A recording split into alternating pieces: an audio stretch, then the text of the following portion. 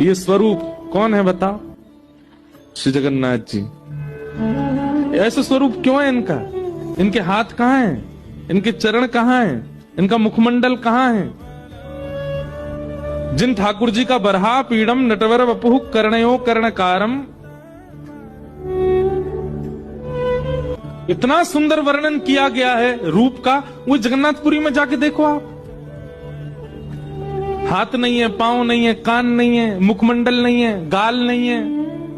क्यों? शास्त्रों में प्रेम की 10 अवस्थाएं बताई गई, 10 स्टेप हैं प्रेम के। हम आप सब लोग तो उस अवस्था, वो सीढ़ियों से बहुत दूर हैं। प्रेम प्रेम प्रेम की छिटकार भी नहीं है हमारे ऊपर। ब्रजवासियों की याद में श्री कृष्ण जब 10वीं अवस्था पार कर गए, तो प्रेम का स्वरूप होता है कि 10वीं अवस्था पार करते ही व्यक्ति का अंग पिघलने लग जाता है। सबको कथा पता है, रोहिणी मैया द्वारिका में कथा सुना रही थी, ब्रज की लीला। सारी पत्नियां बैठ करके सुन रही थी भगवान की, और सुनते सुनते सुनते सुनते तभी द्वारिकाधीश सुभद्रा जी और बलभद्र आकर के द्वार पर विराज गए और बैठ करके सुनने लगे। ब्रज की कथा सुनते ही ठाकुर जी की भुजाएं खड़ी हो गई और नेत्र बंद करके ठाकुर जी बार बार अपने हृदय को पकड़ के कहने लगे, अरे कोई ब्रजवासियों को ले आओ, मेरे हृदय से लगा दो, मोए ब्रजवासियों की बहुत याद आ रही है, कोई ब्रज के जन्म को लाके मेरे हृदय से लगा दो। और इसी विरह में 10वीं अवस्था प्रेम की पार हुई। ठाकुर जी का मुख पिघलने लगा, ठाकुर जी के हाथ पिघलने लगे, ठाकुर जी का श्रीअंग पिघलने लगा। तभी नारद जी को चिंता हुई। नारद जी दौड़ करके गए और रोहिणी मैया से जाके व्यास मंच पे बैठे कथा सुना रही रोहिणी मैया नेत्र बंद करके।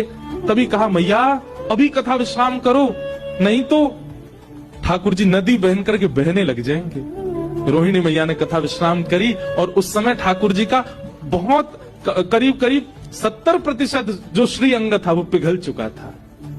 और वहीं कथा विश्राम हो गई तो वहीं रूप ऐसे ही रह गया ठाकुर जी का। नारद जी ने जाकर के प्रणाम किया, बोले भगवान अब कैसे सृष्टि का आगे संचार होगा, आप तो ऐसे बन गए। ठाकुर जी बोले, नारद पूरे विश्व को पता चलना चाहिए कि मैं ब्रज से कितना प्रेम करता हूं, इसलिए मेरा यही स्वरूप उड़ीसा के श्री जगन्नाथ मंदिर में विराजमान होगा और कलयुग का प्रधान देव मुझे ही माना जाएगा, ताकि पूरे विश्व को मैं बता सकूं।